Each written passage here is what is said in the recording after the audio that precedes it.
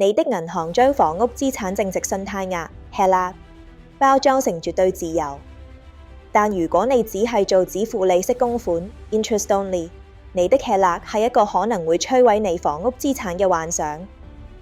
最大的危險就是低壓的最低還款。如果你只支付利息，你永遠都冇還到本金。10年之後，你欠的錢仍然完全一樣，但你已經支付咗數萬元利息。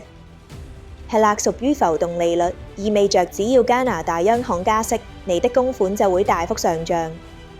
這會帶來不可預測、不斷上漲的成本，將你的房屋抵押品置於風險之中。